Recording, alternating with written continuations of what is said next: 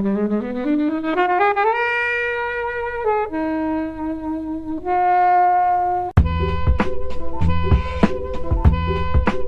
have a bit of a bias against Scorsese. I feel like he's one of those canon directors that I have been told, especially when I was studying film, I was told it was like a big deal, and reading articles around Taxi Driver telling me what a seminal piece of work it was and how significant Goodfellas was. And I sort of got a bit arsey with him and went, oh, you're really important, are you? Maybe I won't like you. How'd you like that?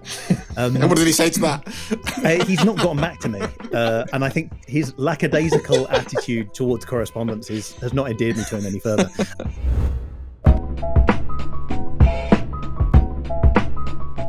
Hello, everyone, for this special 300th episode. Joining Flixwatcher today, we have Helen. Hello. And Kobe. Hiya. And your special anniversary hosts are Martin. Hi. And Sam. And we are here to talk about The Irishman. Can't believe we made 300 episodes of Flixwatcher, Sam. It's really gone by tiring. in a heartbeat, hasn't it? Exhausted, I am. Exhausted. Thanks, as always, to the mighty people for their mighty, mighty tunes, and thanks to Ben from Rockwood Audio for his awesome editing skills. Please do remember to write a review and rate the show on Apple Podcasts or anywhere you listen to podcasts. It really does help.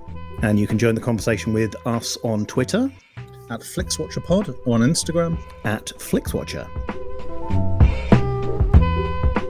Hello, film fans. Welcome to the Flixwatcher podcast, or should I say the Flipped Watcher podcast. Nice. No, Nice. I shouldn't say that. Will really mess up the SEO, won't it? To celebrate 300 episodes of the show, myself and Martin are taking over the reins of the podcast to finally allow the regular hosts the choice of film. So the guests today are Kobe and Helen. Kobe, why don't you tell the listeners a little more about who you are and what you do? Yeah, for those who don't know me, I'm Kobe. I'm a podcaster. I like watching film and TV and stuff. And I'm from Manchester. La la la. Hi. Is it true you were on an episode of The Gladiators? In some amazing flips. I'm not going to lie. It's amazing. It's so good. I was so impressed. Really cool. I was an episode of Gladiators. For 300 episodes, he's kept that secret from me. Did you not know, Helen? Is that new to you as well? It was completely new to me. Wow. Shocking behaviour. All these I would not keep that 300 quiet. episodes worth of... He's never mentioned it once. Well, and Helen, why don't you tell the listeners a little bit about who you are as well? I'm Helen. I am the usual co-host of Flixwatch podcast. I also like watching films. I don't really like watching TV that much, and I really like cats. And of course, myself and Martin are usually the hosts of the Song by Song podcast. Martin, why don't you explain a bit about that? Well, if you like the music of Tom Waits, this podcast is for you. Each episode, we talk about a different song by Tom Waits in chronological order. And surprisingly, we're almost at the end. So tune in. If you're listening in 2023, tune in because it's our last season coming up this summer. Wow. And if you're listening in future years, then you can tune in. It's still there. It still applies. Possible. Yeah. Unless we get taken down because of copyright violation. But Helen and Kobe have very kindly asked us to host for their anniversary episode so that they can make the pick of the film. And for this first section, Helen, you made the pick. Why don't you tell us a little bit about the film you chose and give us a very strictly 60-second synopsis? I understand that's how it works, yes? It is. So, it's a lot of pressure comes down to picking a film coming on Flixwatcher. I'm sorry, guys. The pressure. I knew it was coming, and I thought about it for ages and ages and ages. And so I picked The Irishman. The reason I picked The Irishman is because I've been waiting since 2019 for someone else to pick it for Flixwatcher, and they haven't. So I kind of figured the only way that I was ever going to watch this film was if I picked it as my own choice with this episode.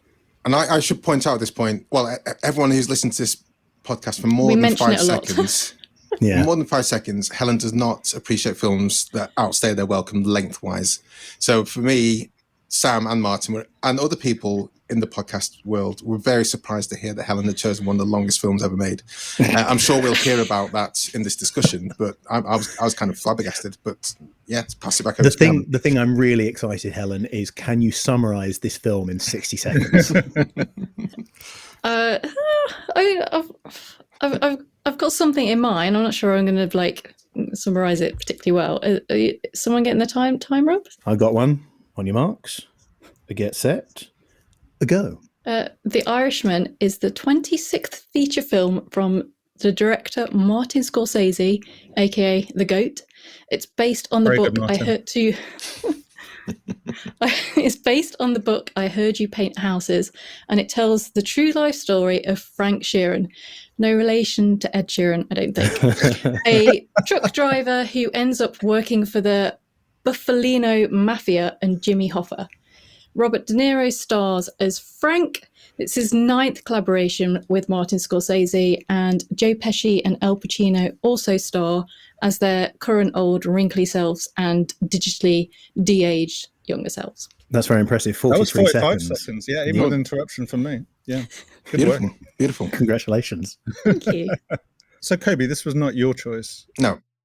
How did you feel about being forced to watch was it 3 hours and 3 hours and 29, yeah. 3 hours 29. 3 hours 30 would be too much, right? To be fair, there's a good 11 minutes of credits on this. So, is that okay? You can dial that back. That's the thing, right? So, like Marvel films, if you don't stay for the bonus end credit stings, you could leave 20 minutes earlier than it says credits but this is. Yeah, so look, is there like a post-credits roll where Travis Bickle turns up? You're saying, because I didn't watch all of the credits. You put the Henry Hill turns up. Yeah, Henry Hill turns up. The Marty cinematic universe would be an incredible project. A different MCU. Look, I don't mind the time. I saw this initially at London Film Festival when it came out, and for me, this is a film. So you saw this on the big screen. I saw this on the big screen. I saw it before anyone else had seen it. I saw it in a comfortable position where I feel a Martin Scorsese film like this should be seen. And I saw it because I knew it was coming to Netflix, but I knew that it was generally a film I wanted to watch in cinema. And this is my second watch of it. And that confirmed my opinion. I really enjoyed it. That's 7 hours of your life you'll never get back. I thought it was a great film. I just felt some films really, really powerful in the cinema. And keep you engaged. And I feel that this was kind of baggy, but it needs to be kind of languish in its time a bit. And I think that doesn't sometimes translate to being at home, watching it in bed, lying on your sofa when you your eyes are being propped by like chopsticks or cocktail sticks. So for me, you have had a small child since the London Film Festival screening, and I thought you were going to say impact since this film began. It's not long. It's not that long. It's full gestation. But I enjoyed it more. I enjoyed the cinema. I enjoyed it more in the cinema. It's fair to say is my kind of catch-all phraseology. In the cinema, did so a big controversial feature of this film is the digital de-aging that happens of Robert De Niro and Joe Pesci. Yeah, and Al Pacino to some extent as well. Which is not. I didn't think it was a huge feature for me. Like it took up quite a small part of the film's runtime, but on the big screen, was that distracting? Because people were very critical of that de-aging, weren't they, when the film came out? Did it look better on the small screen? It was equally distracting, I thought. There were some parts where, like when he was driving the truck when it was supposed to be like 30 or whatever, and he looked like a proper like video game cutscene. It was very impressive. It definitely is very impressive, and the de-aging technology is like phenomenal. But I think it works best when they apply it just in small stints. Sure. Like when it did look a bit like someone taking like a circular sander to Robert De Niro's face for a couple of minutes, didn't it? It had that sort of, which is probably a scene in Casino, actually. I think some people talked about how they can't like CGI his walk and his gait of like an nearly 8-year-old man with a younger face, and that's I didn't notice that. I tried to look out for that in second viewing, but for me, I was thinking like Grand Theft Auto kind of cutscenes when he was driving in some cases and doing the things. So I did notice in both instances. How about you, Helen? Did the much anticipated watch of this pay off for you? I'm going to hate myself saying this, but it's no Goodfellas, is it? I mean, I enjoyed it, and I'm glad I watched it, but there's just so much in it. There's so much time and people to meet and names to remember and families to remember, and then it's like, what time are we in, when are we here, and then you're like, oh, what's Stephen Graham doing there? And I'd love to see Stephen Graham playing a lovely time. Did you not know he was going to be in this? Well, I hadn't read very much about this film before I watched it, which is good. So I didn't know it was based on a true story. I'm going to put that in scare quotes and come back to that. I didn't know this was based on someone's account of their life. But I thought this was going to be like another Goodfellas thing, where it's like, oh, we follow a character through his like mob story kind of thing. So yeah, I didn't know anything about it. I didn't really know who was in it. I guess I knew De Niro was in it, but I didn't know like Pacino was in it, for example, until he popped up, and I thought, well, that's a exciting moment for Heat fans. On-screen reunion of those two is always hotly anticipated. It is now on Netflix, guys, by the way. I didn't realise it was a true story either until they mentioned Jimmy Hoffa. I was like, Jimmy Hoffa's a real person. Yeah. Hang on, am I watching a true thing? Oh. Wow. Did that improve? Were you watching a true thing? And then, yeah, obviously, I was like, oh, because obviously the whole thing about Jimmy Hoffa is that no one knows what happened to him. Well, he's such a huge figure. Like he's like, his disappearance is like up there with JFK in terms of like that period of like mysteries, like what happened to him, was he killed, who killed him, and I was a little surprised when they're like, oh, you're going for this. Oh, okay. Like it's like, okay, so if that did happen, then surely someone would have worked out that did happen. So it was a bit like, oh, okay. Well, it depends. That's the bit that might not be true. One person they killed, they killed him and threw him in a wood chipper. True. So Fargo fans. Yeah, exactly.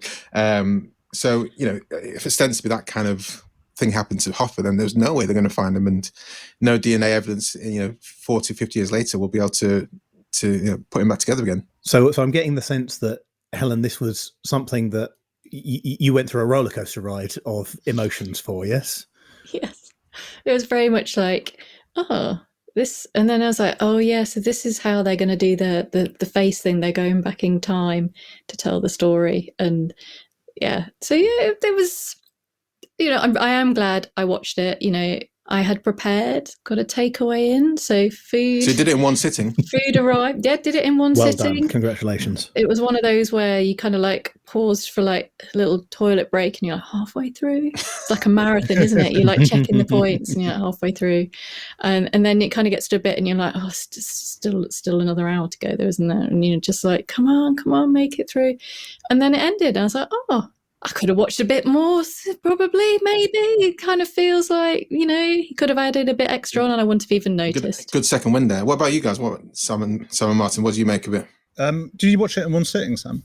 I did not. I did watch it in one day, but I had to split it up in various places. Yeah, exactly. I didn't get a takeaway, but I did do a variety of things around it. I did a bit of washing up for about an hour.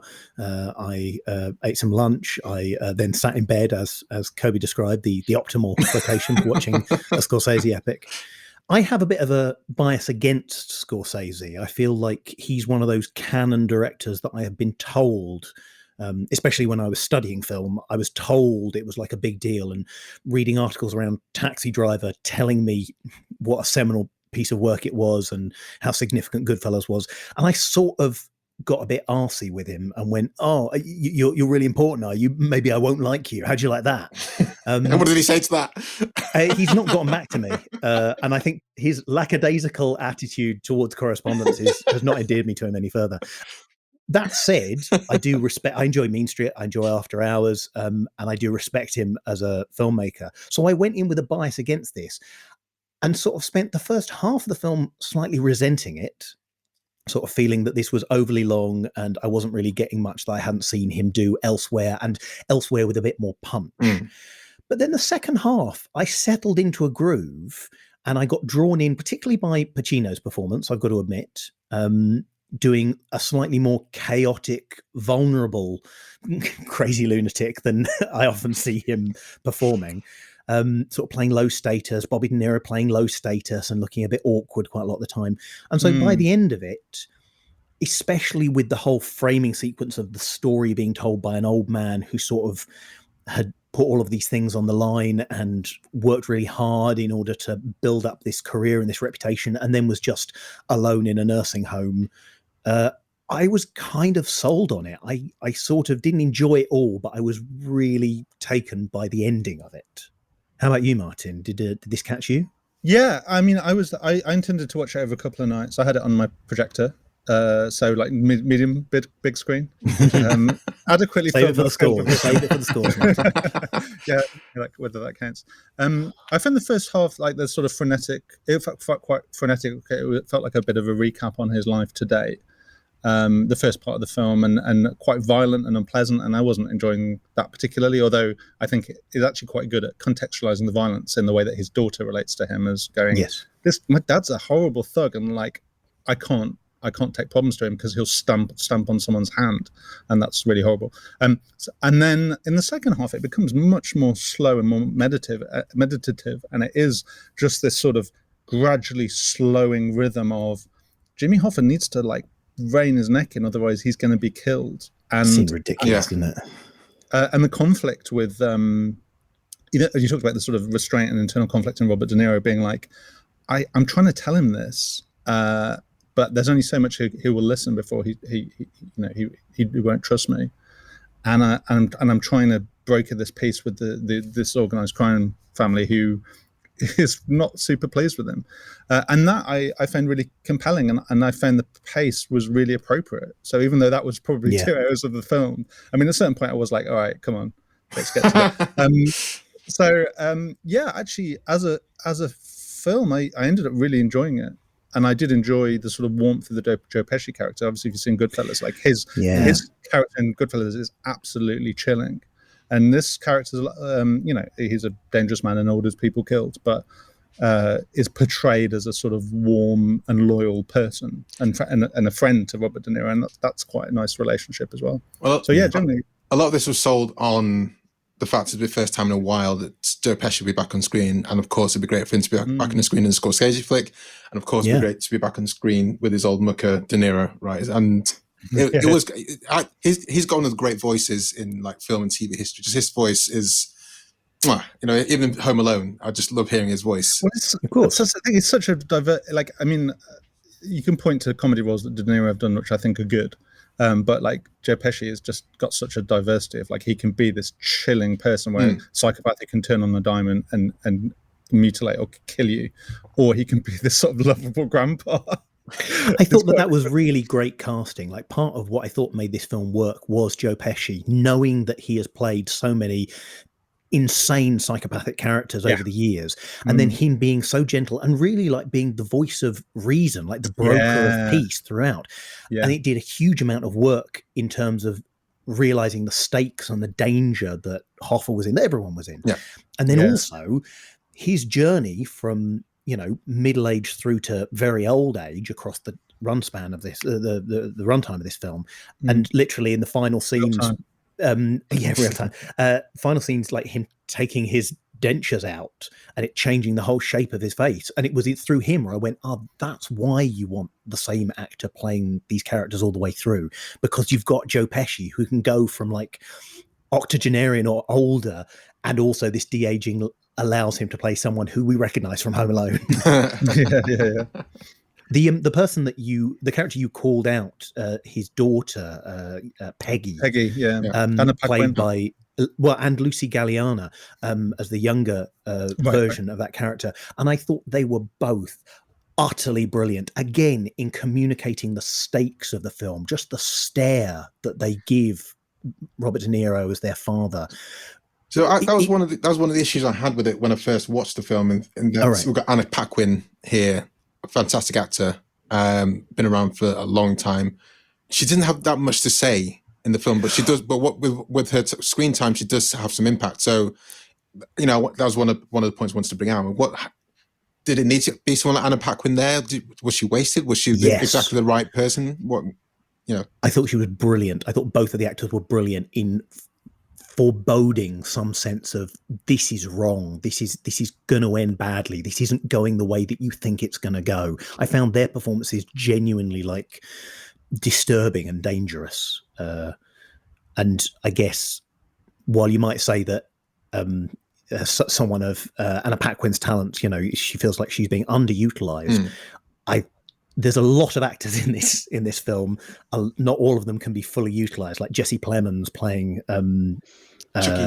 Chucky. Yeah. He doesn't know what kind of fish it is. Doesn't know what kind of fish it is. And I mean, Plemons is really good, but there's not enough time to give all of these people a space to shine. Harvey Keitel is in this movie. Yeah. He barely says anything, right? There's like 3 lines.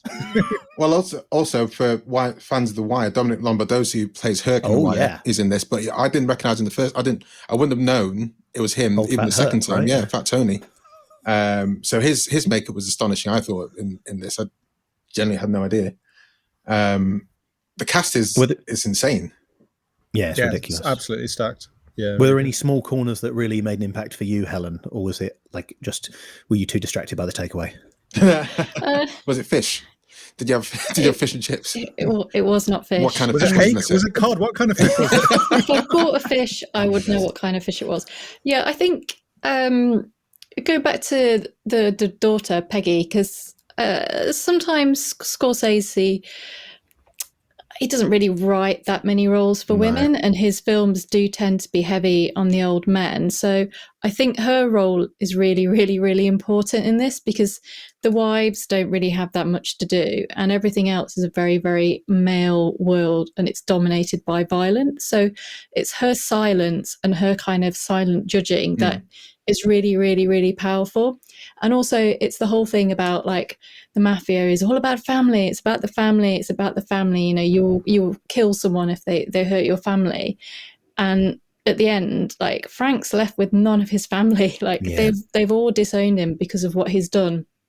And he's never had that relationship with Peggy because of the work that he's been doing. And I think there's that relationship, and then the moment where Frank hugs Jimmy when they're in the car, that moment there is just like a really, really sad moment, because I think they kind of both know what's going to happen, and they're both kind of like accepting it. And it's a really sad moment that they probably were quite good friends. And then obviously he made the decision that he would stay loyal to the mafia rather than his friends. So he's a very kind of complex person who you kind of think that he wants family, and he's enjoyed these friendships, but at the end of the day he's prepared to just kill anyone, which is really, really bleak. I think there's early scenes with the daughter, the younger actress, the younger actor playing the daughter, and Joe Pesci, and when he's trying to be this sort of magnanimous uncle character, and she's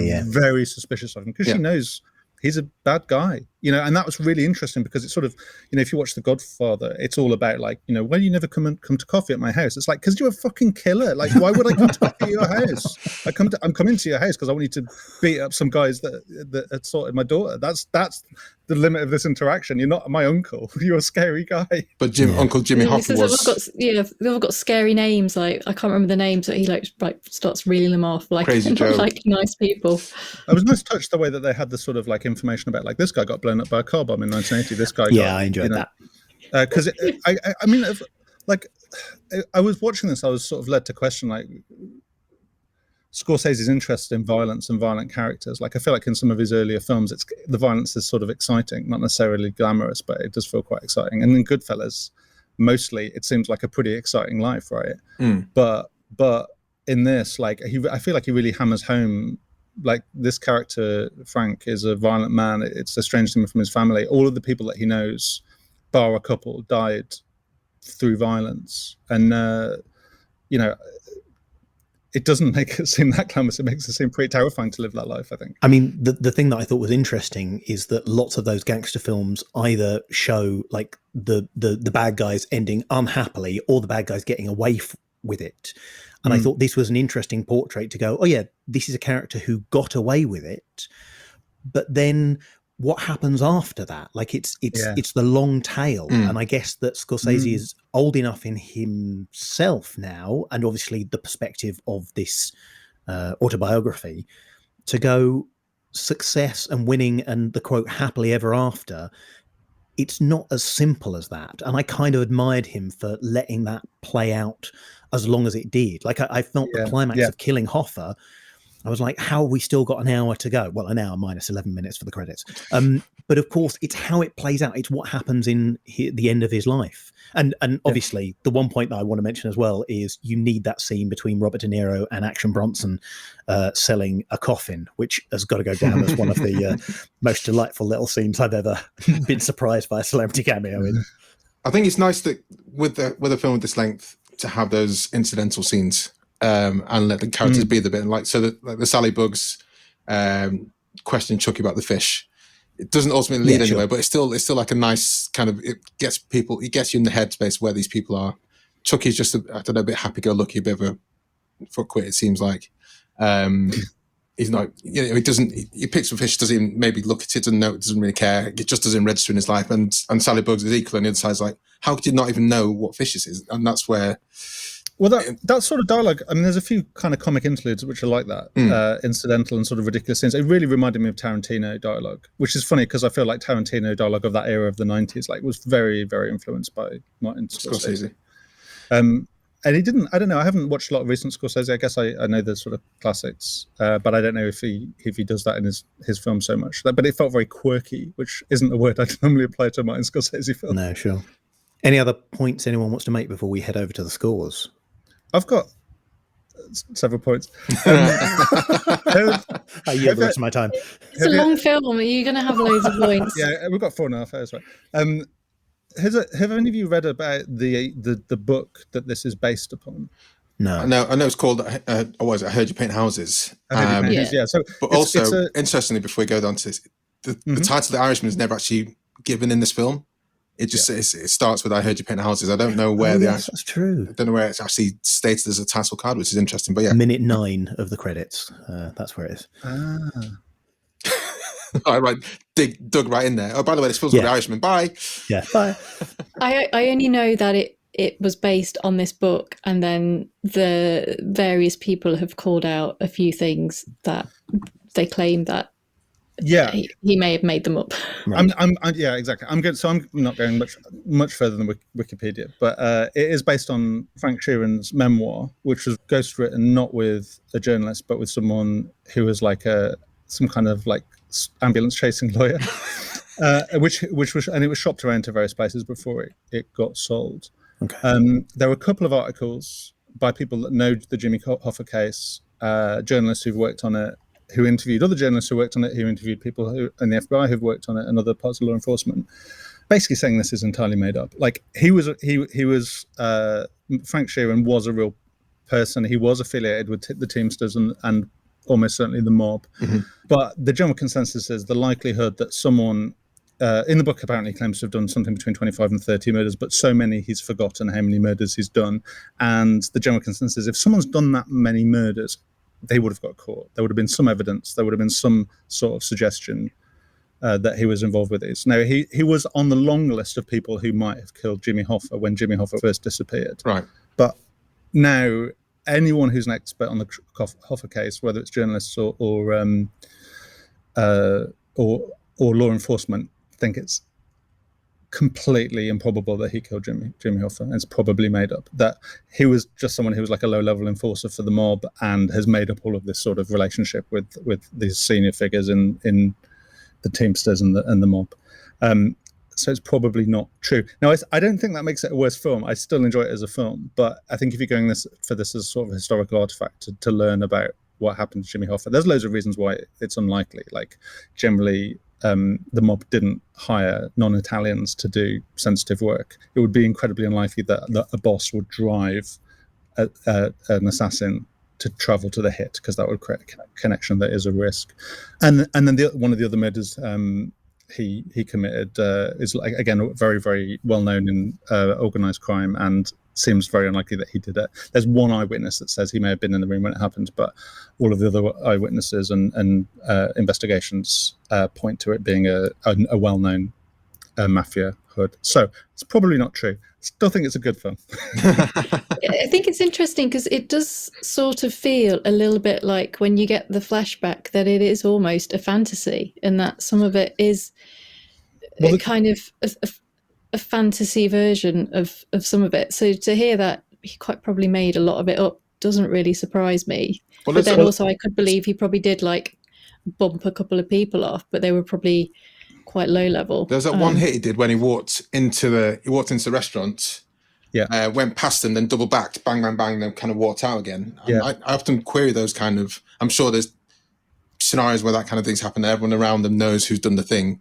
Well, that's the murder that is basically that was apparently a very high profile hit, and it's and the reasons the film gives for it are very, very apparently very unlikely as to why that person was killed. And there's a suspect that most people expect was going.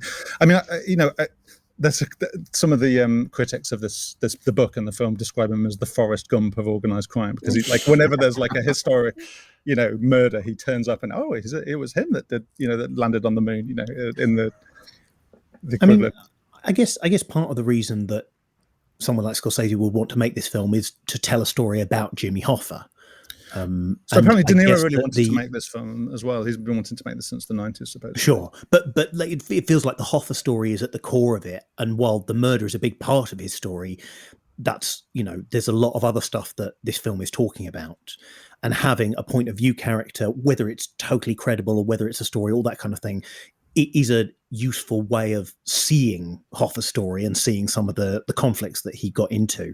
And as I got into the middle of the film, I did go, it's not really about the De Niro character. It's not about Frank. It's about Hoffa and how this guy viewed it all.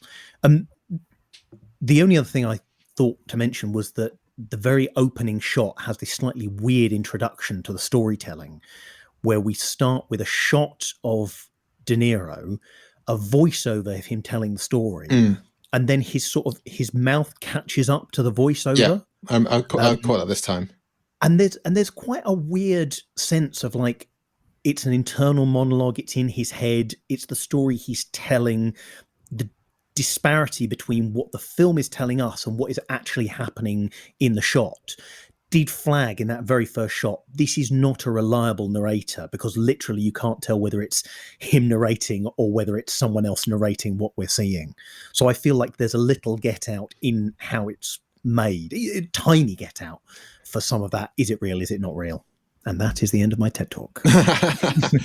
Well, that's probably covered the runtime of The Irishman reasonably effectively. Why don't we head over to the scores and see how the numbers stack up?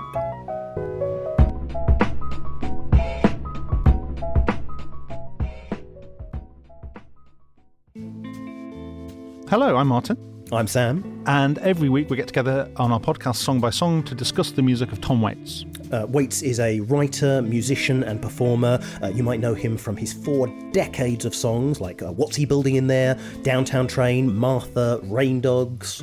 Or you might have seen him in films like Dracula, The Fisher King, The Ballad of Buster Scruggs, or, if you made it that far, Licorice Pizza. We're joined every week by guests from various backgrounds and disciplines, and together we take a close listen to his work, analysing the topics and tones he uses in his music, and honestly engaging with one of the most interesting voices of his generation. Listen to our latest season or dive into our back catalogue by visiting songbysongpodcast.com, or search for Song by Song in your podcatcher of choice. Let's take a look at the patented Flixwatcher scoring system. I don't know if you've heard about this system at all, Helen and Kobe. Let me talk you through it. We're going to give scores out of 5 each for recommendability, repeat viewing score, the small screen score, engagement score, and an overall score. So, Helen, as you pick this, why don't you give us a score for recommendability? So I'm going to give this a solid 4. I don't think it is as kind of an easy watch as Goodfellas, not saying that like that's easy kiddie film watch, but I feel that Goodfellas kind of has the big songs, it has the big moments, it has bits that you probably know about, and even though you haven't seen it, and like for me, like I could watch that anytime. Like I love Goodfellas, whereas this I think is just it's a bit slower. It's a bit more complex. There's a lot of stuff about unions in America.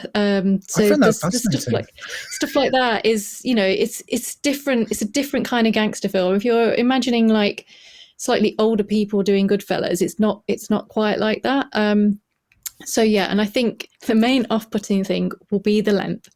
But once you get started, and as you've all said, that it kind of you get used to it, and you kind of get going, and you're like, yeah, this is great, it's fine, you can do it. There's longer films, like isn't the Killers of the Flower Moon coming out, and that's going to be even longer. But, you're going to watch that in the cinema. You're going to watch that in the cinema. I am, because going to the cinema for a Martin Scorsese film is something you should do. I don't think I had the chance. Oh, we'll get onto that in a bit. To do the same one. So yeah, 4. Kobe, how about you? I'm going to touch above Helen. Definitely recommend it. If you've got any kind of more cinematic leaning or you like Martin Scorsese or Italian gangster films, then you certainly should watch it. You probably have watched it already. I think the rest of my score is going to trend lower as a result, but I think it's one you should definitely watch. Make sure you got the time to give it the full attention. If this had been my first watch, I think I would have probably more like Martin and Helen, and knowing that I need to create this time to watch it to give it its full thought. But because this was a repeat viewing, I was a bit more lackadaisical with it. But you should watch it. Some things we didn't talk about before. I mean, like Stephen Graham, for example. I love this guy. I don't. He kind of is amazing. It crops up in like a small cast role in Snatch. We've released an episode on Boiling Point, which is amazing. He's in like some, This Is England, and he's incredible in This Is England. It crops up in this, and you're like, what's this little Scouse guy doing in Martin Scorsese film? But his little suits with his shorts. Yeah, he plays Scarface in Boardwalk Empire, and that's where I think obviously caught Scorsese's eye. But this is great, going toe to toe with Al Pacino, just like turning up 10 minutes late, wearing like shorts and Hawaii shorts. He had fun in this, didn't he? And I really, really appreciated him being there. So there's a lot to take away from this, which I think guys definitely do watch it. Sorry, Kobe, did you say your score out loud? I don't know. I did not say my score. 4.2. 4.2. Martin, what would you give this for recommendability? I would give it a 2.17. Not because it's a bad film. I really like it, but it's really, really long. And if you might not want to watch the 3.5-hour film about politics and men doing violence to each other, and I think it is a good reflection of that. But that's a big ask. You may not want to. You might want to watch Race Across the World or something a bit more fun. Love is Blind. Is that what it's called? Is that what they're called? No idea. Too Hot to Handle? I don't know. Naked Attraction? Yeah. Save it for a different show, guys. If it's not on Netflix, then it doesn't count. I'm also slightly on the lower side. I think that there's as many things to not recommend this for people as there are to recommend it. And while I was very won over by the experience of watching it, I would struggle to be certain that people wouldn't turn around after 3.5 hours and go, why on earth did you suggest that? So I think I'm bang down the middle 3. There's lots of things to give it positive and negative. Mm-hmm. You just got to see how it plays. I think there were shorter Scorsese films to start with. And then if you like those, definitely watch this one. I mean, I still haven't seen Raging Bull because I'm aware of the length of it. And it's like a lot. It's overrated. Yeah. No, it's very good. So if I watch it, it has to be in the cinema. Of comedy. Dead. Another show, different time. Let's move on to repeat viewing. Helen, how would you score this for repeatability? I mean, I feel this is where it is definitely going to lose some points. Oh, yeah. I mean, it takes you 46 minutes to get to Al Pacino before he turns up. So, just to give you an idea of length and stuff. Did you have a stopwatch? Al Pacino turns up. It takes ages to see the shark in Jaws as well. I don't mean it's not a good. It's just who is he? When's he coming in? Waited all these years since Heat to see them on the screen again. It's taken bloody ages. That's just to give you an idea of things. Time is quite long. I don't know. I feel as though I do need to watch it again because there's so much information in it and so many characters. But I just don't know when I'm going to find the time. I'm going to go 2, I think, for repeat. Fair enough.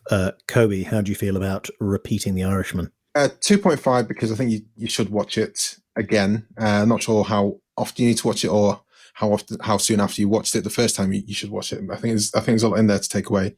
For instance, I forgot how much I enjoyed Al Pacino versus Stephen Graham, Tony Provolone, and also Al Pacino's kind of mild, not mild, xenophobia against Irish people, against Italian people, like you calling you people. That kind of stuff was like, this is really interesting. It's really kind of weirdly dark. So there's lots of bits to take away which I'd completely forgotten. So I think it's definitely worth a watch again. And I did do a deep dive into Jimmy Hoffa and could find nothing conclusive in the way that Martin did after this, because I didn't know the story. I didn't know the story beforehand. I know films been made about him. I know he's been in other films, played with other people. So it's good to see him portrayed here. But yeah, good to watch again. I'll probably watch it another time. I'm not sure how many times after that. So what was your score? Sorry, Kobe? 2.5. 2.5. Martin, how would you rate this one for repeat viewing? I'm going to score it 1.732, square root of 3. Nice.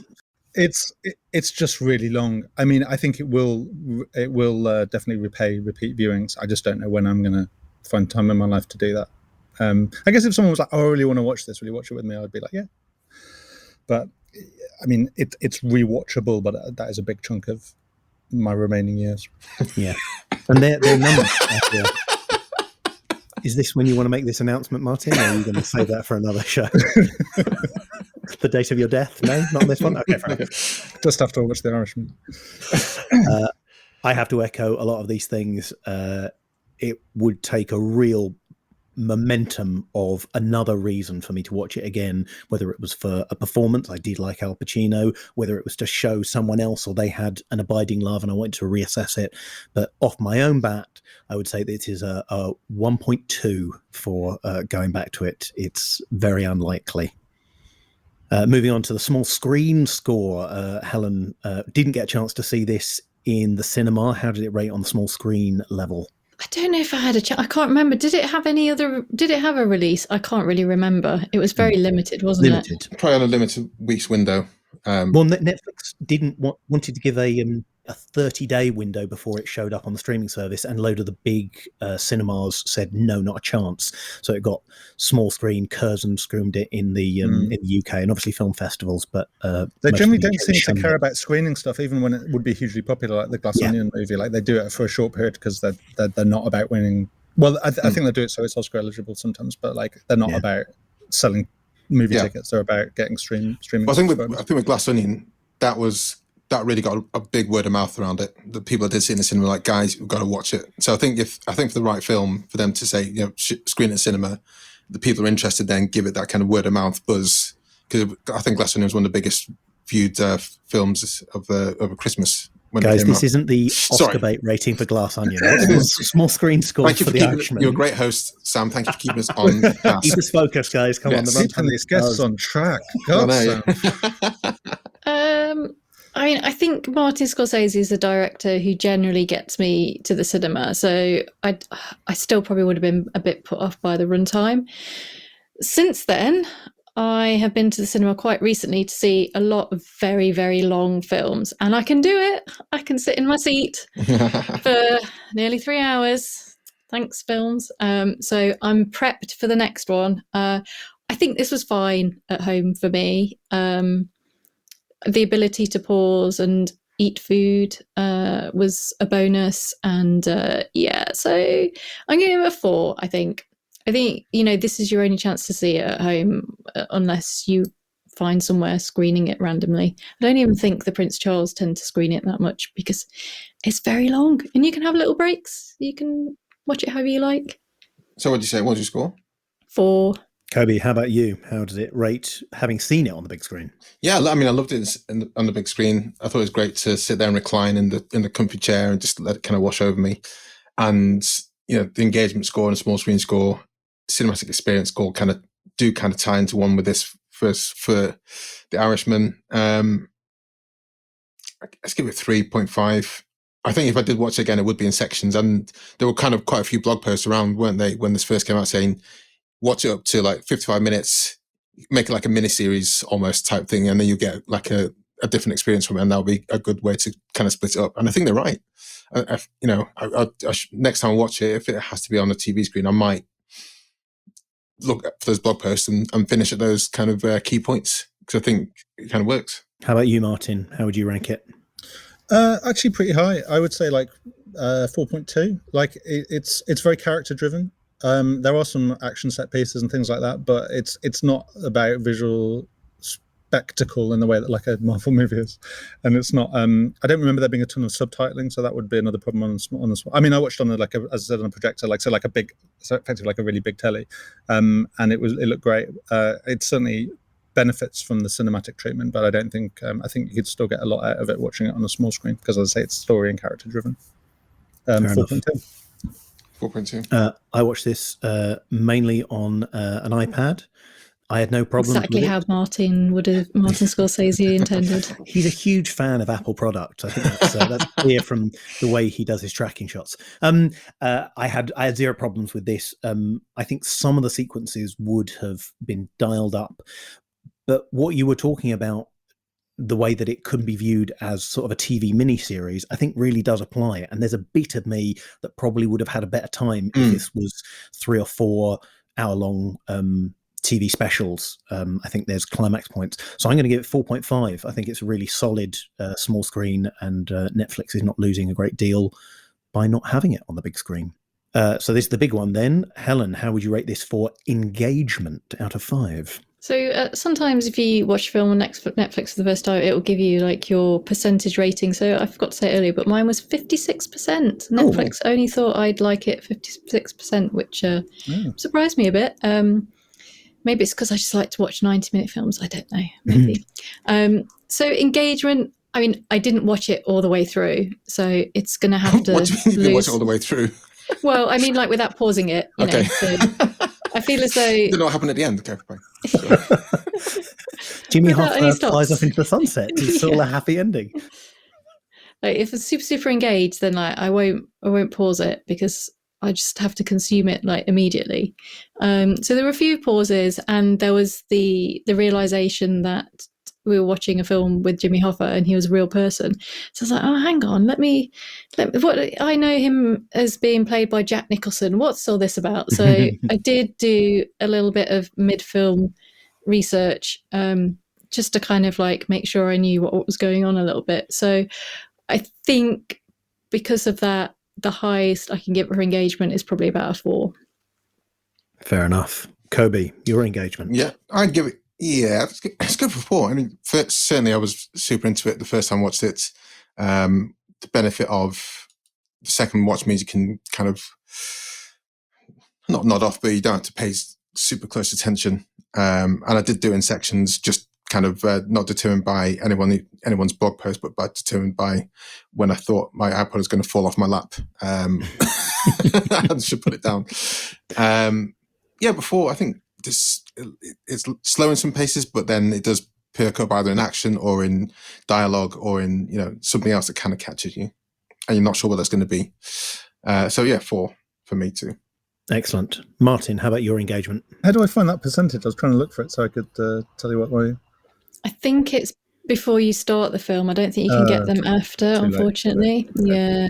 Well, as I said, I started watching this movie thinking I'd split it over 2 nights, and then I ended up watching it until like 1 o'clock in the morning. So like at some point it did grab me, and I was like, oh yeah, I initially, okay, great story about thugs, and then as time went on, I was like, oh, this is really drawing me into this historical setting and these characters. So I would give it 4.5, I think, for engagement. I think I'm in a very similar position to you, Martin, not liking Scorsese greatly, thinking this was going to be overlong, again thinking I would split it up into more sections. I was gripped, I was drawn into the story, I enjoyed it a lot more than I expected to, so I've got to give it credit. I'm going to go 4.8. I was delighted and impressed, which, totting up the totals, gives us a total score for The Irishman of 3.36263.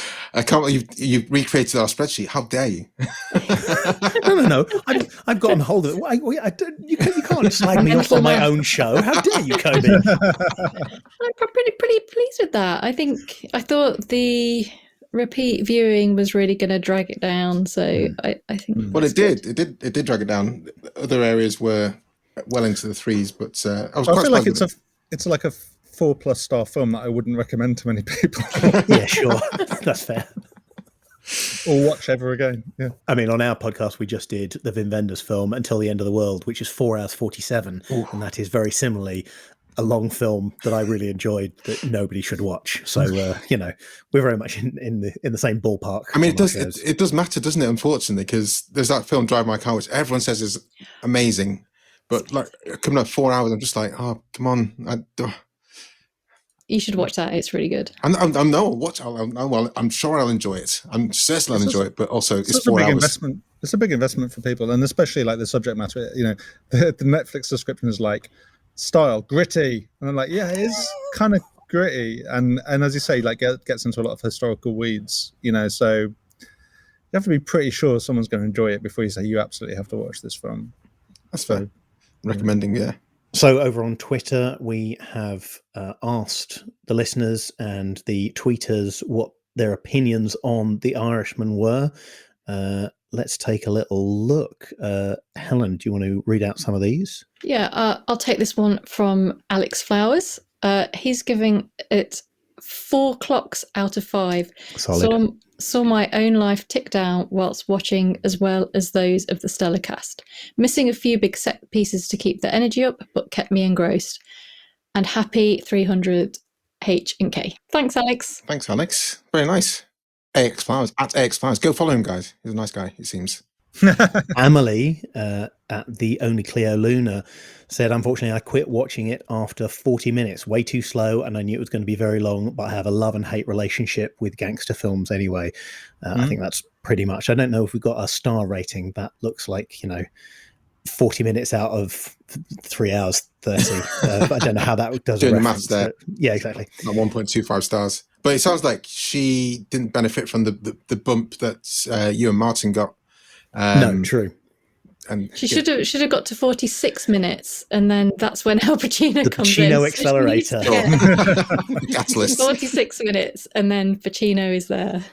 There's an interesting one here from Liam H. Dempsey, who says, could have been a masterpiece if Marty had cast great young actors to play the younger versions of De Niro and co, rather than use shunky de-aging tech. Other than that, it's excellent, a sweeping epic which gets better as it goes along, once the actors are free of their digital masks. I wasn't that bothered by the digital de-aging. Like, I mean, I know people get more sort of up in arms about slightly crap-looking digital effects than they do about slightly crap-looking practical effects, don't they? Like, somehow people are prepared to suspend the disbelief if it's stop motion or, a stuntman in a wig. But with digital stuff, people get very annoyed by it. And I'm just like, well, all technology is going to age. It's just, I mean, this has aged quite quickly, ironically. It didn't bother me that much. But I would have liked to. I think a version with younger actors would have been really interesting. Yeah. Liam gave it 4 stars and very accurately included the gif of Pesci saying it's what it is, which I think 4 stars, it's what it is a very good and much shorter review than the one we managed to create. When people talk about this de-aging thing, I always think about the first time I saw it in a Marvel film with Robert Downey Jr. at the start. I can't remember which film it was because there's many. Civil War. There's a Civil War.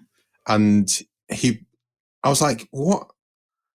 What's going on? I could not tell where the seams were. I couldn't understand what was happening. I thought they'd taken him from previous films and kind of stitched it together and made his mouth work. I was just really kind of flabbergasted by it. But then when it's like that, it's like anything, when I watch Jurassic Park nowadays, I'm still like taken away by how well it's done. But then it just doesn't catch me in the same way as others. So I think if something takes out of a film, if something takes out for whatever reason, whether it's bad music choice or bad sound editing, I know different people have different sensitivities to these different things. It's fair for you to acknowledge it and say it's something that pissed you off or annoyed you about the thing. And it's good if it doesn't take it out of the film because hopefully it doesn't. I'll get off my soapbox there. Okay. I was going to say, you just need to do what Tom Hanks does and get your kid to play your younger self. It's a good choice. I mean, De Niro's got plenty of kids. It's just had one, right, at time of recording. Yeah. Oh, wow. Crikey. Oh, bless him. Love you, Bobby. Fifth kid, yeah. Before we end, guys, I want to say thank you very much again for guest hosting. Everyone's listening. You've probably heard Sam and Martin on previous episodes. Drunken Master. We've had Buster Scruggs. Classic.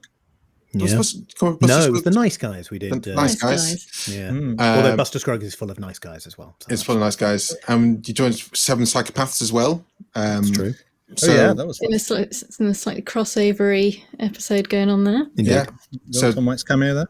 Do head over to Song by Song podcast. It's a fantastic show, whether you know or love Tom Waits before listening. The guy's fantastic, and it's a good way in if you're new to this music. Yeah, absolutely. And you do film sessions about every song. Yeah, we do films. Actually, we've just done a load of cameos. So like he cameos in lots and lots of films.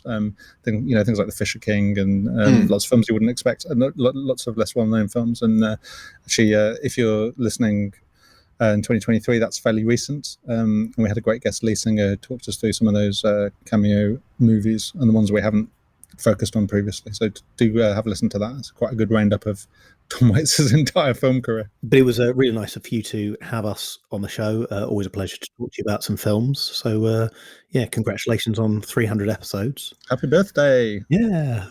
Thank you. Thank you. Old. Is there anything else that we need to do for the thing? Just say goodbye to listeners, I guess. Fair enough. Bye, listeners. Bye, listeners. Ta-ra. Bye. Bye. Enjoyed this episode of Flixwatcher podcast? Why not leave us a 5-star review on iTunes? You can also follow us at FlixWatcherPod on Twitter, and we're at FlixWatcher on Instagram. Thanks as always to the mighty people for their mighty tunes and Rockwood Audio's editing skills. If you're looking to get your podcast edited as sweet as this, get in touch with Rockwood, ROKK Wood Audio. Tell them Flixwatcher sent you.